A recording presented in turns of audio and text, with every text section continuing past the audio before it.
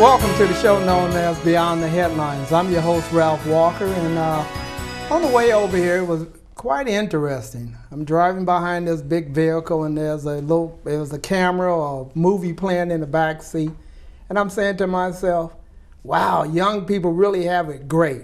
Remember the time when everybody used to say, get in the car, keep your mouth shut, and the grown-ups would drive in the front, and you go on a vacation trip?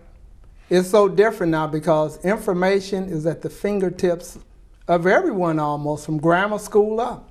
Young folks even have cell phones to take pictures and hit on the internet and things like that. Information age, it has greatly changed. Oh, and for the couch potatoes. The post office is in serious trouble. You know, the post office, the place that sells stamps. Oh, they don't do that anymore. Well, they still do, but guess what's knocking the stamps out the picture? Email. It's quicker. It's cheaper. We're in trouble. Something else is going on. Newspaper. They're on the decline. No, they're back up. No, they're on the decline. No one really knows. But do you still buy newspapers? Maybe that's like a thing of the past at your house. Maybe you just go straight to the internet to get your information. How about the time you used to say, hey, Chicago, go get the newspaper for me. Oh, that's a good boy. But now guess what? People don't do that anymore. They go to the internet. All right, some of you folks out there probably wondering, all right, Ralph, what is this show going to be about? The internet, newspapers, or what? Well, I'm honored to have here in the studio, Monrovia, California, two journalists that's, guess what, part of that great internet news that's shaping up right now. And Nathan McIntire, how you doing today? How you doing, Ralph? All right, and returning guest, John Stephens, how you doing today? Good. All right, honored to have you both here. I know you're quite busy. Nathan, you cut your teeth. Well, let's back it up. Let's tell the viewers out there something about your early history. For example, what college did you go to? I grew up in the Inland Valley. I went to Pomona College, and then I went to USC to get a master's in journalism. Why journalism? Because I wanted to be a writer, and I wanted to write every day, and I thought that was the best way to do it. What did your parents think about that? Journalism? Do they make money? Very supportive parents. Very supportive? Yeah. They say go for that journalism? They say do what I want to do. Now, what was your first big job?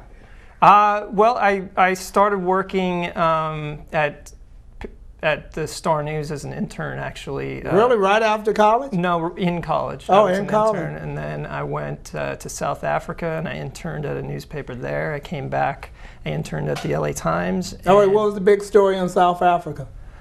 For me? Yeah. I broke a story about a security company that was basically charging the government for services it wasn't actually providing. That was my big story. Yeah, you could have found that over here, huh? Yeah. More ways than one. What was it like? You lived in South Africa? I did for a couple months. It wasn't too long, but yeah. What did you like about it?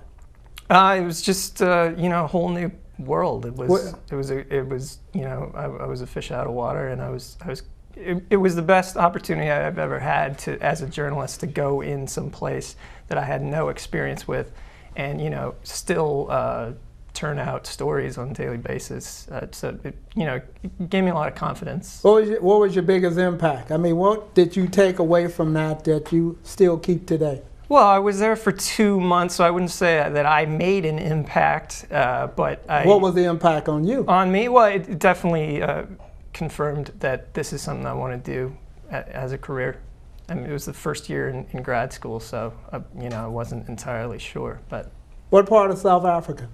Cape Town. Okay, a busy part. Yeah, I wrote for the Cape Times in Cape Town, and then I also wrote for a paper called Business Day there, which is their biggest paper. All right, so you moved on from South Africa, and then you come to... I came back to LA, and I got an internship with the LA Times magazine. It was called West at the time, and I moved from there to the sports section, where I was just on the call-in desk. I was just taking scores, basically. for a year while I was working other jobs. I worked at the NFL Network doing small things, and I also worked for a website that was called Editor's World. It's no longer around, but I was doing international news. All right, now who stuff. impacted you as far as journalism? Who's someone that maybe stands out, or, you know, we always have somebody that, oh, I like to have a little bit of their style.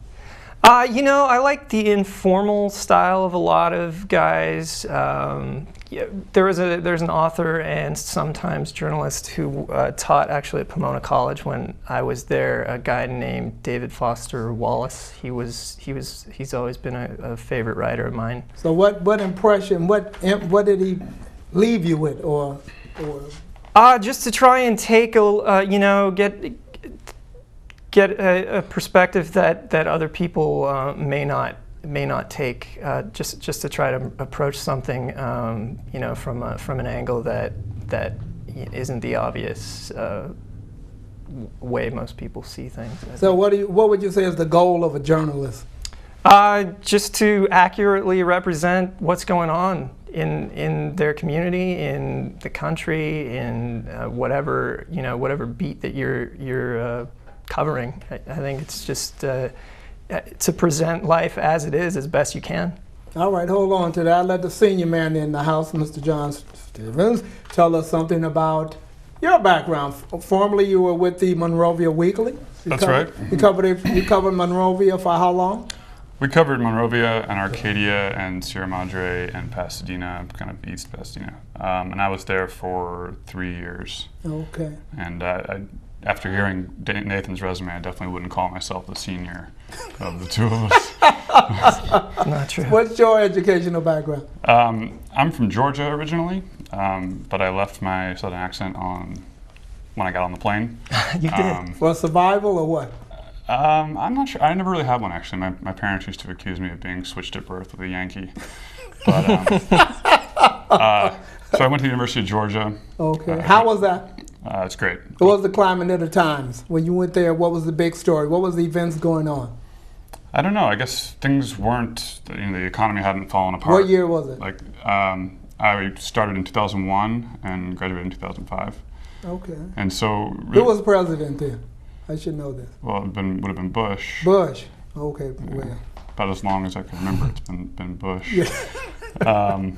But yeah, I think it was times were good. There were jobs coming straight out of college, and right, of course, when I graduate, not only the economy but the media scene sort of started falling apart. Now, why journalism for you? I think what Nathan said really struck a chord with me is writing every day, and I also have a sort of a sense of wanting to participate in the process, wanting to be a part of politics. And all right, now does your views, political views, ever filter into a story? Well, it's a concern when I say that I want to be a part of the process, that it sounds like I'm trying to say that. But if I can repeat another thing Nathan said, which was that to accurately report things is the best thing that a journalist can do. And it's amazing to me sometimes that you'll see that's missing in certain media environments, and just to bring someone in there to say this is what happened can make a profound difference. Now, can we call Pasadena a small town in comparison to most big cities? Sure. We're safe to say that. If you insist. Sierra Madre, Monrovia, small towns. All right, now when you're covering a big story, how do you walk the line of sensitivity dealing with people in the story, whether it's gang violence, okay, or if it's building something on some land that no one wants anyone to develop? How do you walk write that thin line of a story so that you can go back and deal with those elected officials? How do you keep that line drawn? What line do you mean? Staying objective and not letting my opinions color what's happening? Right.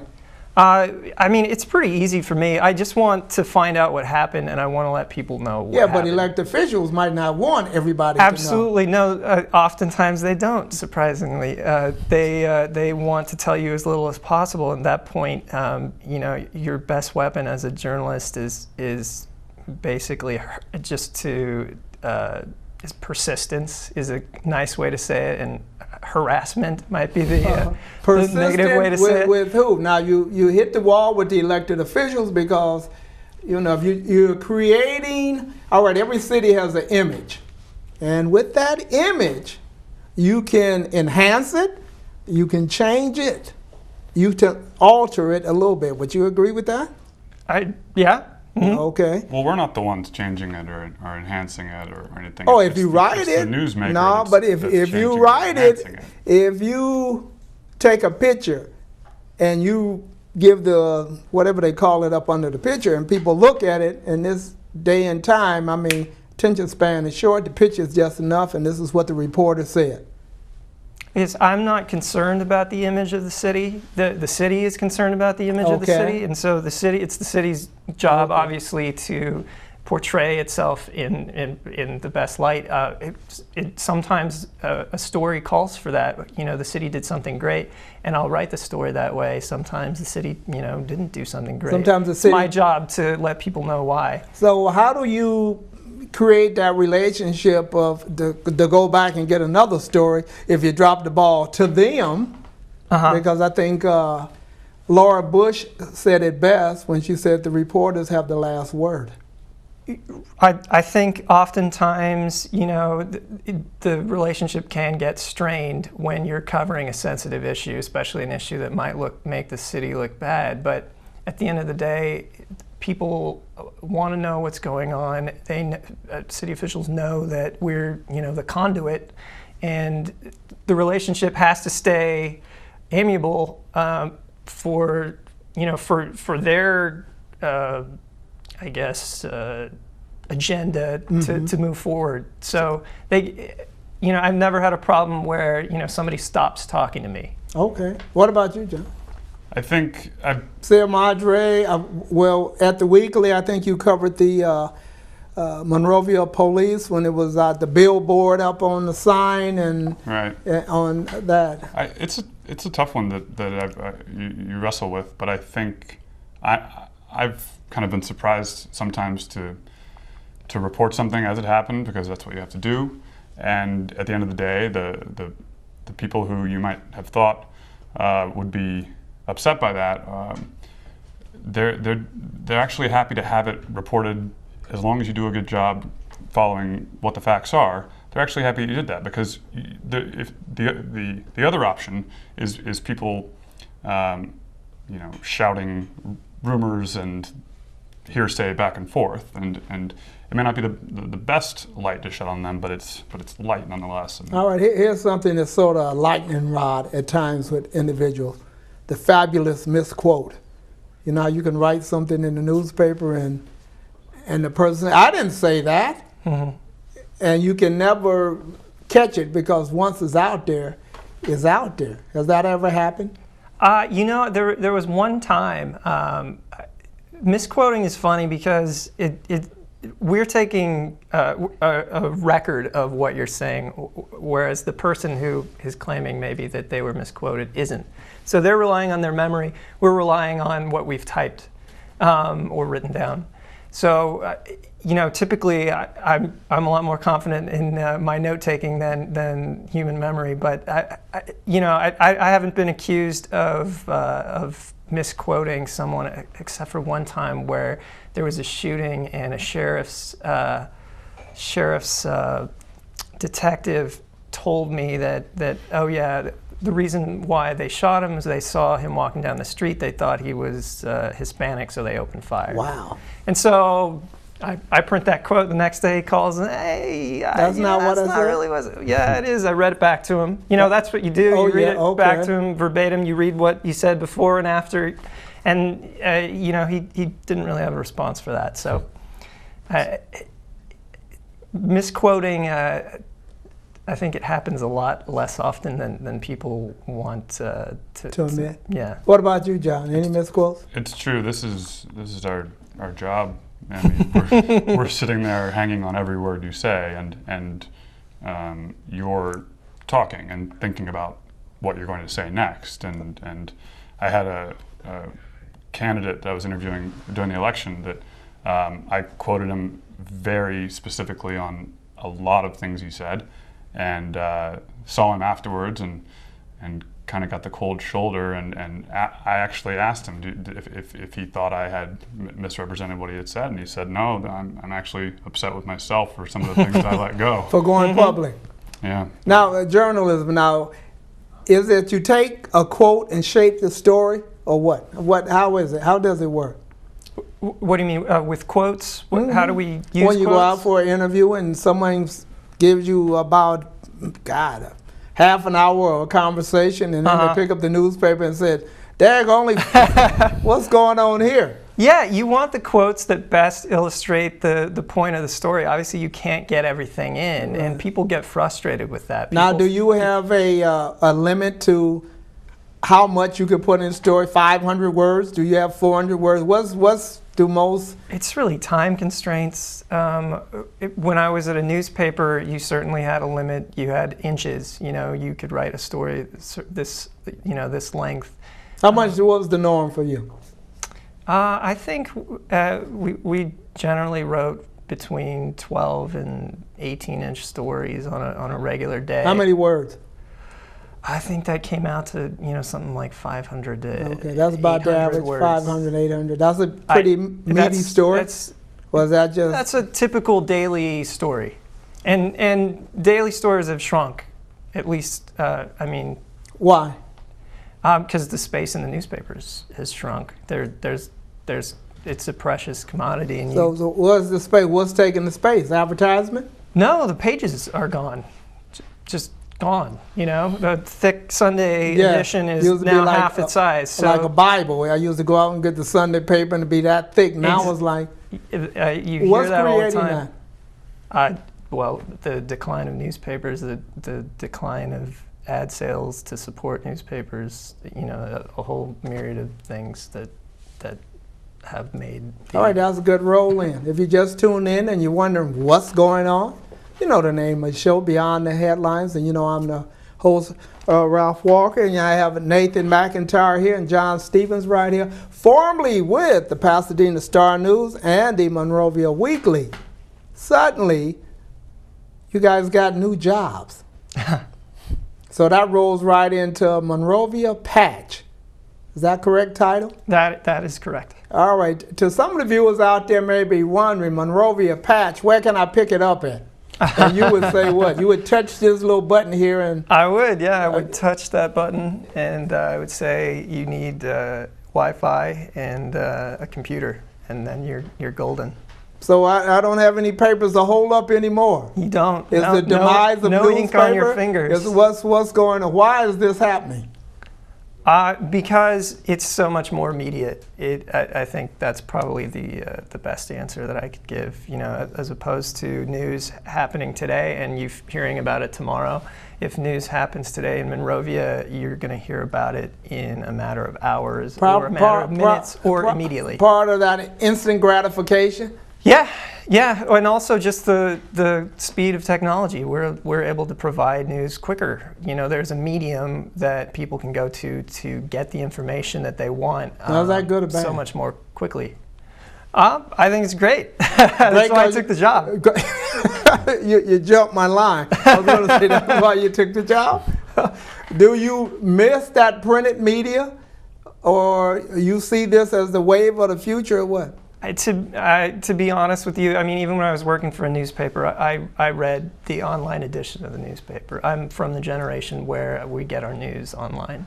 So you're one of those kids I was talking about nowadays that has the little TV set in the back of the van or whatever, driving an SUV, and they can sit up and watch a movie and really enjoy the trip. Whereas before I did not have that. No. You didn't have that? I hope my kids don't have that either. But yeah. All right. And you, what's the internet news? I've actually kind of strange for being from the generation I'm from. I like the printed page. Okay. I really do. So you're sort of caught in the middle. I was thrilled to be able to get into print when I did, and I remember Sunday mornings, all day Sunday really. The most important thing was the huge newspaper right. and all the fun to be had inside there. But at the same time, I mean how you can get things right when they happen. I mean, the first thing I do when, say, an earthquake hits, or I hear about something that I know there's not going to be a full story up on, is I'm on Twitter, looking through Twitter, and you'll find things, just bits and yes. pieces, sure, but you'll be able to get a slight view of what's going on. So now with cell phones, everybody's a reporter. Yeah. Even your ABC and your Cal and whatever, they ask you, send it in to us, right? Yeah. So is the reporters that we know fading away? The guy that's in the neighborhood and tracking down stories and no, that's getting what we to are, know Ralph. people? Oh. I think that's very true. I think everybody can be a reporter these days. I don't think that necessarily means that our job is no longer relevant. I think it's very relevant, and part of what we do at Patch. I'm a trained journalist. I write hard news stories that happen in the city. I cover things as a newspaper reporter would cover them. I was a newspaper reporter. Some of the viewers out there probably wondering, wait, did you guys team up together, like the Facebook folks, and come up with Monrovia Patch? How did this come? Where's the genesis of Monrovia Patch? Patch is a company owned by AOL. It's a network of community news sites. There are more than 350 of them now around the country. There's quite a few out here in the San Gabriel Valley. So what's the criteria? How does one become a Patch satellite? It's based mostly on population, I think. They just look at certain, I don't know what the demographic factors are, but they go into places that they think are underserved, basically news-wise. The city of Monrovia, for example, is covered by a regional newspaper, but there is not daily news coverage of the city. At least there wasn't until Patch came in. All right, now, where does Patch originate from? Where is this headquarters? I guess that's the bottom line. Well, it's owned by AOL. It was started in New Jersey, right? I think so. Just by some of the people who are now the head of the company, and they had this idea that small towns are not getting the amount of news that there's a demand for. Well, I can hear one of the newspapers out there right now saying, "Well, wait a minute. Monrovia Weekly has 3 or 4 papers. Pasadena has a Journal and a Star." How do you respond? LA Weekly and Pasadena Weekly, and are you guys coming in to knock off those folks? Well, you just named a whole mess of local media that are already peacefully somewhat coexisting, and we've been a part of that scene, and we don't see any reason why there can't be another player in that scene. All right, to the viewers out there, you're wondering right here, Mr. John Stephens with Madre Patch. That's right. So that's your little satellite. Right. And then, do they ever collide? Do we ever fight for a story, or yours is strictly Madre? We keep it pretty local to the city. That's been one of the greatest things about this job for me, is that when I was at the weeklies, I was splitting my time between all these cities and never really got to sink my teeth in anywhere. And when this job came along and they said, we're gonna invest the resources to put a full-time journalist in each one of these cities, it's But really doesn't Sierra Madre have several newspapers, independent newspapers? They do. They have Sierra Madre Weekly, where I used to be, and they have the Mountain Views News, and I believe that's it. So how do you find your niche?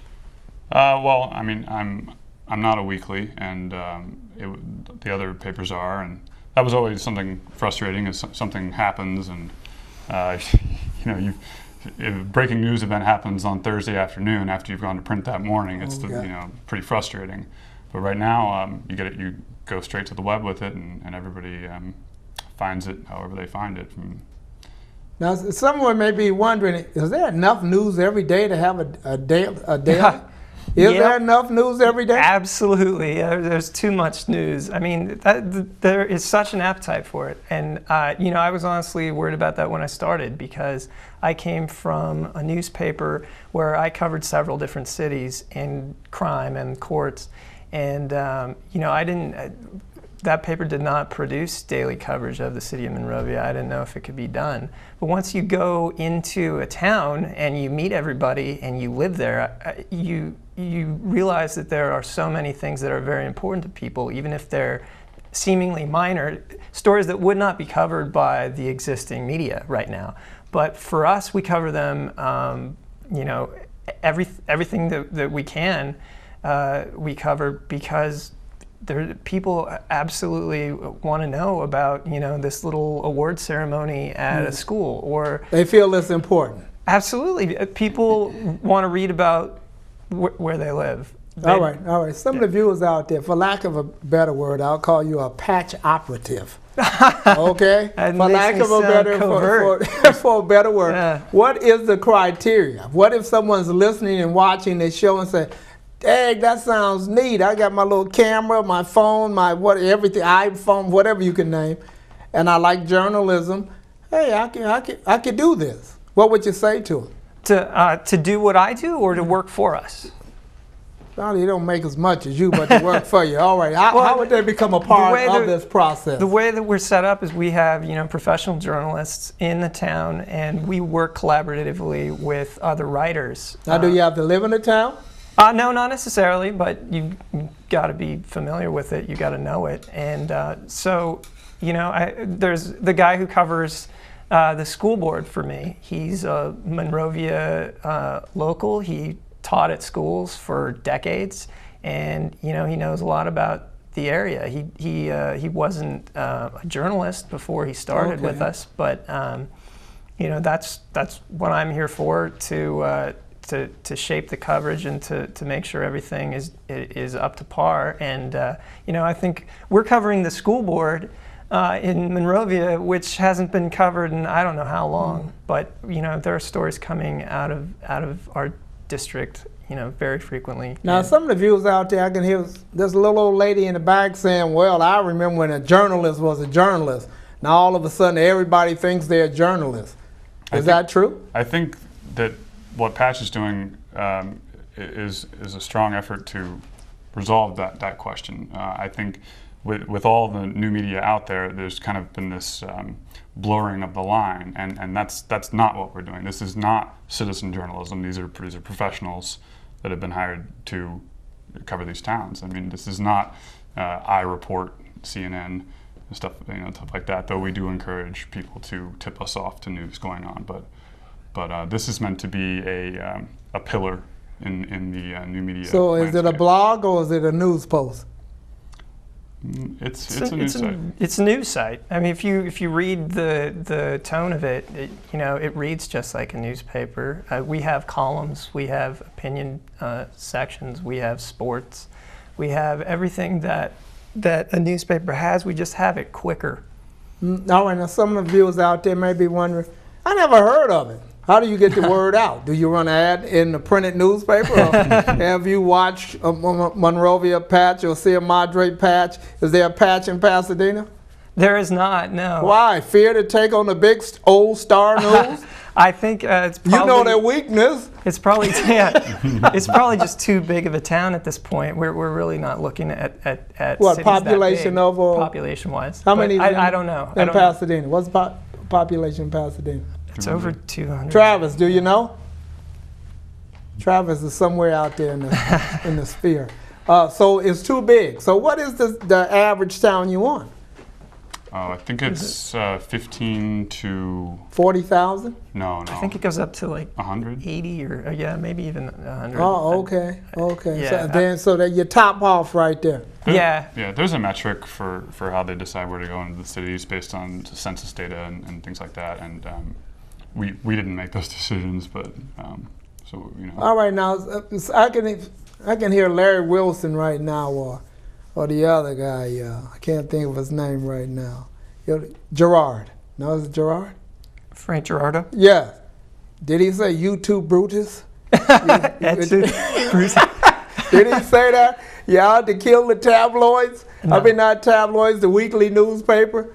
Is this daily? Could this be a little poke in that readership? We're not out to kill anybody. We're out to make Patch a success. Whether or not that happens. Such a harsh word. We won't say yeah. kill. Okay. I mean, it's up to them to keep up. To be honest with you, it's up to those forms of media to find out whether or not they're still going to be, relevant and be able to keep up. Population of Pasadena is 143. Okay. 143,000 people, and a few other ones. So that is a big. I think but what happens eventually. in Pasadena has like a domino effect throughout the valley. Don't you think so? Nah. You don't think so? I don't know. You work there. You don't think it has a domino effect? I don't think so. I mean, I didn't cover the city. I covered Monrovia when I worked there, but I'll let you out that door. You was in the newsroom. You heard the stories and whatever. Now, I have some of my friends out there see a conspiracy. That you guys are setting up, you're like the Walmart. You're coming in and you want to eliminate all information except for you guys, and you're making decisions out of New York. How do you respond to that? Two things. You asked a minute ago, where was our home base? Yes. Our home base is, one of them's right here and one of them's right there, and there's 500 other home bases around the country. We're delivering mobile and we're producing mobile. Right. The other thing, what were you asking about? Losing my train of thought. The demise? Are you part of knocking off the? As far as the competitive issue goes, I mean, we first of all are very supportive of other media. If somebody picks up a story that we think is great, we're going to link to it. And I've done that today. What was the story? In case the viewers out there might want to know. What story? I didn't see LA Times story about a civil case for it's actually a pretty terrible story about a former Sierra Madre resident that was taking some inappropriate photographs of some children, and there was a civil settlement in that. And the LA Times just had the scoop, and I just, it's my job to show Sierra Madre people what's going on, and I took them straight there. But also, with the competitive issue, I mean, we're no more competitive with other media than other media have been competitive with each other since the beginning of time. I mean, yeah. So you say it's just a case of raising the bar? We want to scoop the other people, and they want to scoop us, and that's good. I mean, since I've started, I've seen the other Sierra Madre media. I feel like I've seen them kind of raise step it up. Yeah, and that's great. That benefits the people, and that's a good thing. All right. Another one of my friends that always says, follow the money. How does Patch make money? Because in the end, it's about making money to survive. This is not like a non-profit organization. It's just doing it for the goodness out of their heart, right? Has to be some money. You guys get paid, right? So what's it's not just a telephone book on the internet or a chamber of commerce just on the side. How do you make, where's the money? It's ad driven, just like a newspaper. But the fact is, we don't have the same overhead. We don't have printing presses, and we don't have stuff like that. But just like any other media organization, there is definitely that wall between advertising and the editorial side. So I can't pretend to tell you that I know the specifics of the model, but it is absolutely we are in this to make money, and it's going to be through ad sales. And you think it's going to survive? I do think it's going to survive. All right, so based on just a month working here. And so just flip the other side of the coin. How has it been received by business? I guess that's a key thing, because if it's well received by business, it has a future, right? Well, part of one of the really great things that Patch does, when they go into a city, they send a whole team of people to businesses to create a directory online of every business in the city. It's something that doesn't exist elsewhere. You can't find an accurate business listing site online.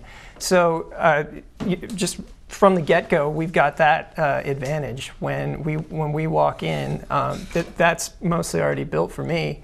I walk into the city, people have seen these patch workers go around saying, hey, you know, we want people to know about your business, and you know, it's a great way to get your foot in the door. Now, does anyone ever ask you, I didn't get the name Patch. You got a hole, so we need to patch. Why Patch? Origin of the name? I'm not sure the mythology behind the name Patch, but I think they had a lot of names that they were considering. Patch, I think it works on like 2 levels. You know, it's something that's growing up, you know, in a particular community. Okay. And then it's also, you know, it's like a patch filling in a hole that was void. Exactly. You know, we're basically creating something that wasn't there before. Well, we're my fixing. sources, which are very limited, tell me Patch Media was in 09. And AOL bought it, and then they just said, okay, we're going to take this idea, this concept, and make it happen. Right. And they scaled it and are scaling it, and it's growing. Now, what's the fun part about it? Patch. Monrovia Patch. What's exciting about? Ralph, I am being completely honest with you when I say the whole thing is fun. It's journalism. It's just so much quicker, and it allows me to be in the community and find out about stories and report them immediately, connect with people immediately, get feedback from people immediately.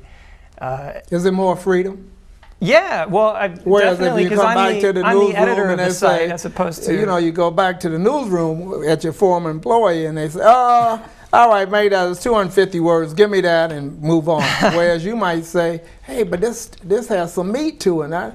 So you have more creative freedom? Is that the same way with you, John? Yeah, say a Madre Patch? We're beholden to the demands of the city, of the readers. It's not about, you know, some you know, editor that's, you know, telling us we need 1,000 words, no more, no less. And, it's about covering everything that's going on there. Well, what's the big story in Sierra Madre? Big story. What's going on? People want it. They could read it almost every day. They've been debating whether or not to increase the water rates in the city, and there's been some pretty vociferous opposition to that. Is it outrageous because of the amount, or why? They're pretty wealthy up there, right? It's not the amount. It's I think the people that oppose it would say, and they have said, that they don't feel like the city approached the process in the right way. And I think the city would say that they feel like they did. And that's kind of been the back and forth on that for a while. And the politics in Sierra Madre has been pretty stormy back and forth, right? City council elections and all that. Yeah, politics in Sierra Madre is extremely interesting. When Nathan was talking about covering, kind of cutting his teeth in South Africa, I was thinking about how I really was really getting my start in journalism when I started writing for small newspapers in Sierra Madre. So that was my sort of having to learn that. And what was your biggest challenge in Sierra Madre? Cutting your teeth sometimes can hurt. Yeah. Well, I'd say not being from there is the biggest challenge, to be perfectly honest. But you know, over the past 3 or 4 years, that's become less of an issue, and it's also I should mention, it's also I believe a benefit at times, because I'm not sort of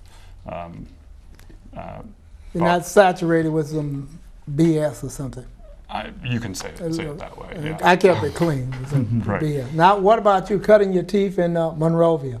What has been? I think the gang violence. I think you were really on top of that in more ways than one. It was a story happening right in front of everyone's face. Something that was not really Monrovia gang violence in a sense, not on the magnitude of how it with so many lives that were lost. So was that the story that you cut your teeth on, or was it before then it was something more than that, you think? I worked on gang stories a lot. I actually came to the Star News when after that stuff had already happened. I came this summer following the winter when all that stuff was going down. But yeah, I followed it. The first story that I was working on there, was a lawsuit against the police department. There were a lot of lawsuits back then. Do you think discrimination is in the police department? That's not my job to say. Well, you've been following. Is it a pattern, as they say? I just know that there are a lot of suits, a lot of lawsuits. Are you playing it safe right now? Some of the viewers might say, well, you don't want to playing it safe. No, well, that's not my job to determine that. My job is to report what's been going on. If people think that there's a problem in the department, they have to infer that from the reports. I mean, if I said, yeah, I think the police department is, corrupt, well, I guess that'd be me writing a story on you. I wouldn't be doing my job. I'll be writing a story on you. There goes, he got his cut of you saying that. Yeah, you just cut the rest out. Yeah, cut it out. All right. That's interesting. There's some, I don't know who said, the lawyer said it was a pattern. Yeah, well, and of course the lawyers are going to be saying, whatever makes their side look good too. Doing this job, you realize that there are competing interests all over the place, and you can't. So you're a referee? Are you the referee in a sense, making sure that it's a fair call when you do your story? Well, yeah, sort of. I mean, I'm not determining whether they're right or wrong, but I am presenting their case. But you have the power of influence. What do you mean? You have the power of influence. When people pick up the written word, they're going to be influenced by you. Yeah, well, I mean, that's why the best that I can do is just provide the clearest, most truthful picture of what's going on that I can. I can't be completely objective. That's impossible. But I can do my best. All right. Was there ever a story that you wanted to do and you couldn't? Not now, but I mean, you don't want, if you think about it that way, again, I think that's a problem. If you think about wanting to do a story, I mean, if something's a story and you have it well sourced and, it's going to be a story, you're going to wind up doing it. Another news piece. I'm thinking of the previous employer, and they gave you these stories to cover, but as a human being watching, and because as journalists, you have your feet on the ground, you have a certain pulse about you, you have a certain eye, in a sense. Well, I think one of the cool things about Patch is that I'm covering everything that I possibly can in the city of Monrovia. Now, when I was working for a daily newspaper, I would cover Monrovia, but I would cover the bigger stories. Okay. Oftentimes, those bigger stories would be, maybe more inflammatory in nature. And so you wind up painting a picture of a town that might not be completely inclusive of the whole spectrum of what's going on. You're not writing happy stories about graduation of the MAP program, which we just wrote about. Right. So I think I now have the opportunity to cover everything that I can and not limit myself to. Now, is this easier? No. What's the challenge is having the whole town to yourself? Yeah, I mean, like I said, you asked if there's enough news coming out of Monrovia. Yes, there's too much news. Keeping up with it, trying to prioritize it, all right. It's tough. So if you can't get the news can come to you through the site, through readers. People can tell us everything that we're missing, and they can do it quickly. So, what's the site for those people that's wondering, what is it? Nobody told me what it was. What is that? Monrovia Patch? Right. Yeah. Just come punch up Monrovia Patch. Yeah, for example. And they go directly to you and say, I got a story. And yeah, they can, and it's happened. I mean, it was a short story, but right when I started working, I got a message from a woman living up in the foothills saying, hey, do you know anything about these burglaries that happened a couple of days ago? There were a couple up here. Oh, the city doesn't want to hear that. And so I called the police up, and I found out, that they actually told you that was happening. Yeah, and they had happened within minutes of each other. Is that police still working? You know, I say that in jest because cities like to keep a lid on a few things. Yeah, crime is definitely something that a city does not want to be associated with. So now, why is that important? You getting that story and shedding light on it for the rest of Monrovia to know about. Well, why is that important? To be fair to the city in that case, they had robocalls going out letting people up in that neighborhood know that these things had taken place. But what about the everyday Monrovian that doesn't live up there but may see someone leaving that area? Right. Shouldn't they know too? Suspicious persons. Yeah, they should. And that's why it's awesome to have people give you leads for stories, because I do not think of my job as like, I can't believe, I missed this, that I didn't know about this before this person did. It's tremendously helpful for me for that to get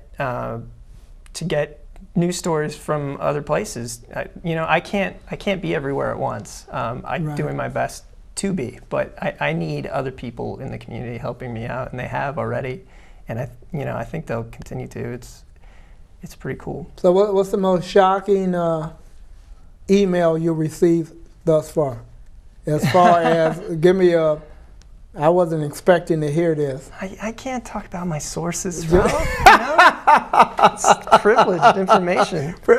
No, don't they post the email that they sent to you? Are you talking about the comments on the site? Yeah, the comments, yeah.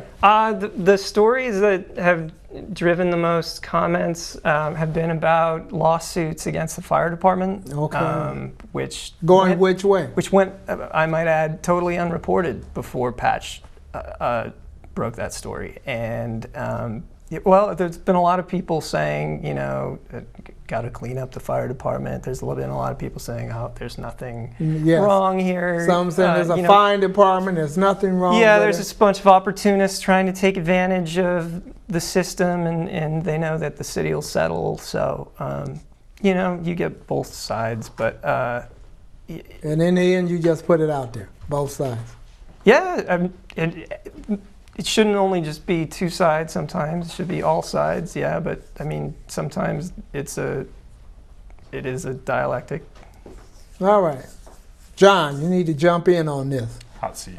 Hot seat. Your turn. Say Madre and his reaction to you, and how do you gather your stories? Sierra Madre is a tough animal sometimes.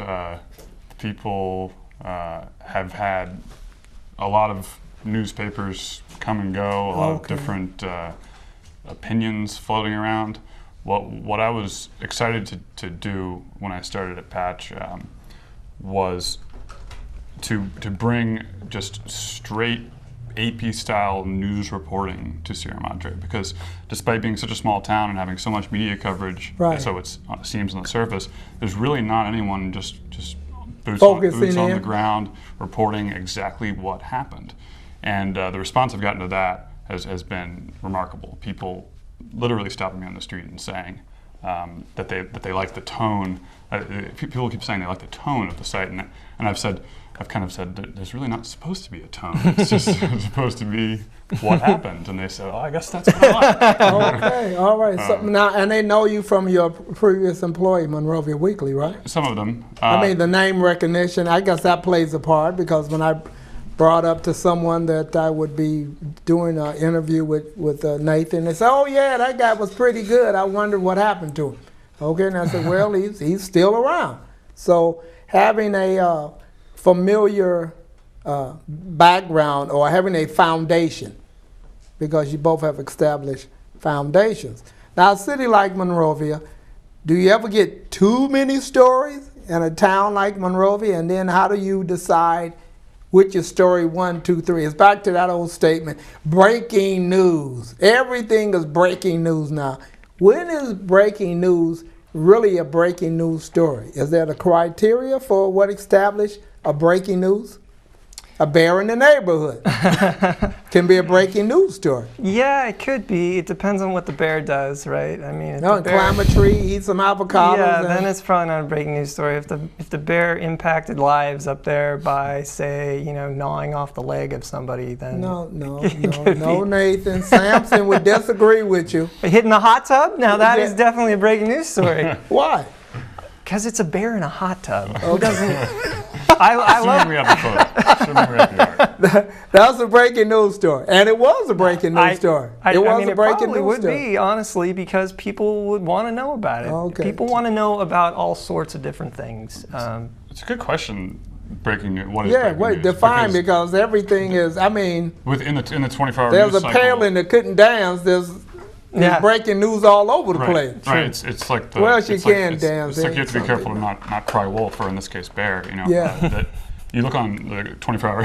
Thank you, rim shot. You have to be careful in this. You look on TV, and it's always breaking news. Yes. And even a news junkie like me I have finally become desensitized to it. Yes. And I used to enjoy breaking news. Many car chases made me just stop at breaking news. An hour and a half of seeing someone. You can't do that anymore. Yeah. But our sites, I found out the first time I issued something as breaking news. I can't remember what the story was. Anyone who signed up for our email, it sends out a daily update in the morning, and it'll also send out a weekly. All right, elaborate on that to the viewers. You can get an email that says the patch will come to you. Right. Mm-hmm. Right. Come to the site, sign up. You can set up an account, and it's a breeze. And you have to pay for this account. Free account. Free. Is this a limited time?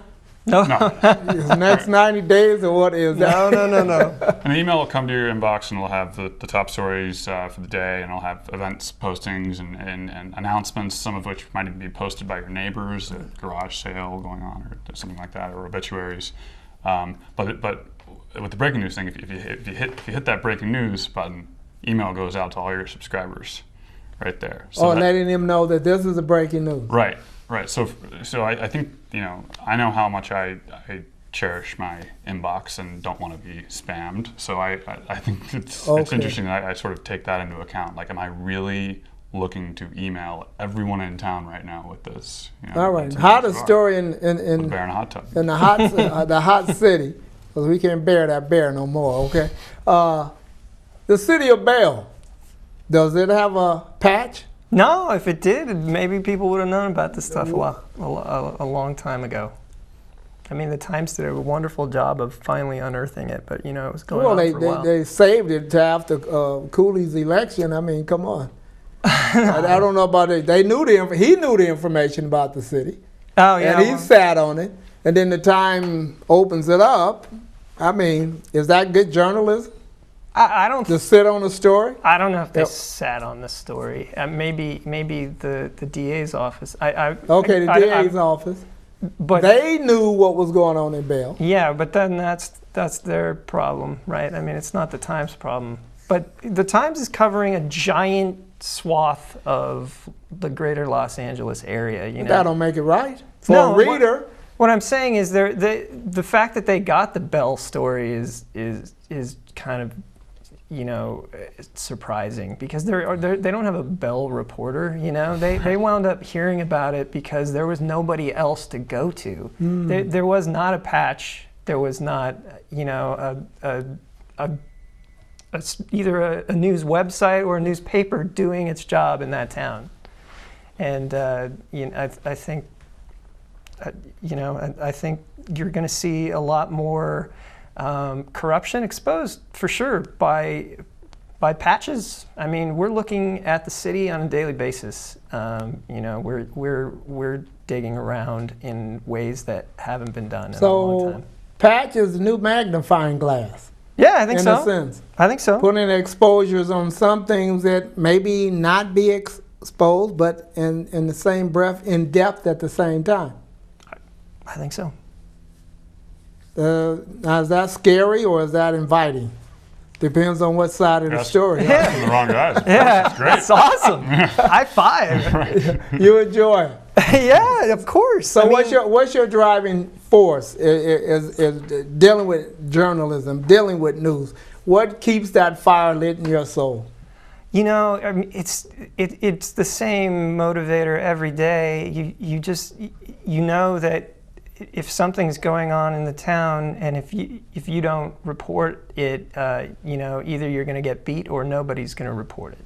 So, you know, I think that's probably the meat and potatoes of my, you know, motivation. It's I have to get that information out there, and I want to be the first one to do it. You know, I want people to be able to live their lives in this town, knowing as much as they possibly can. Now, are you ready in the city of Monrovia for the election that's getting ready to come up? Yeah, we will be covering the election more extensively than, you know, it has been covered in a very long time. What do you think the buzz is with Rob Hammond? Will he run for city council or mayor? You tell me. Is there some buzz that I should know about? I don't know. He claimed that he was retiring from politics, if I'm not mistaken. How long ago was that? A couple years, right? Oh, now's the new year coming up. Yeah, I don't know. Maybe he's come back. I can't say that I've heard that from anybody, but There's been a lot but one Ralph Walker. Okay. There's been a few retirements and then coming back into the fold of Monrovia, if I recall. It's not my area of expertise, though. Okay, good. That's a good way of stepping in the arena and then stepping out. What about Becky Shevlin and Mary Ann Lutz? So what do you think on that? They're one city council, one for mayor. You think they'll run unopposed or what? Or is it too early? You don't have your feet on the ground? I don't know. Well, the guy from the Wizard of Braz, he always runs, so he might challenge one. No, he might. Oh, that's who is it? Grolnick, Stephen Grolnick. Yeah, I should know that. I think he's tired. So he's tired of running. Oh, is he? I don't think he'll emerge. Yeah, I think that. I mean, do I think that they'll win? Oh, how can I forget this? The initiative for taxes that Cyrus Kemp had put together and all of that. What was your take on that? It was an interesting little way to try and shine some light on the pension problem for public employees. They took a sort of a detour in trying to just take the money away, the funding source, as opposed to pension reform itself. The city, determined that the petition was no good, and those guys didn't want to have to go through the process again. So I think it would have been really interesting if it had made it onto the ballot. Yes. Because people don't. Generally, if you're voting against a tax, your people don't like taxes, and especially with the crunch time that's going on right now in most cities. Exactly. So it would have been a great story had it survived, and maybe they'll bring it up again. But it kind of fizzled, and it was very anticlimactic. It was just like, oh well, the petition didn't have the proper legal language on it, so it's void, and the people who are doing it, they didn't want to have to go through that again. So do you think it was egg in their face, in that here it is, you're taking this document to someone that you want to deprive something of, but in the same breath, shouldn't they have taken it to an outside source to review it first? Well, it was interesting. Their argument was, we took this to the city. We wanted the city to look at it and tell us whether we did it right, which seems pretty reasonable. And apparently there are other, according to the organizers of the petition, there are other cities that do review these. Monrovia doesn't do that. They said, we don't want to be involved in that. Right. And I can see their because if something happens, then you can say then you can blame Monrovia. I think that there's definitely something missing there. That it wound up being it was a legitimate petition otherwise, I think, and all the way up it's to too bad that you didn't get to see how people would vote on it. All right, they're telling me the hands of time is time to wrap it up, as they say. To all you viewers out there, and that you tune in, and if you're looking for another source of information, see if you can find a patch in your neighborhood. Thank you both for making it here to the show, Nathan. Thanks for John having us. too. All right.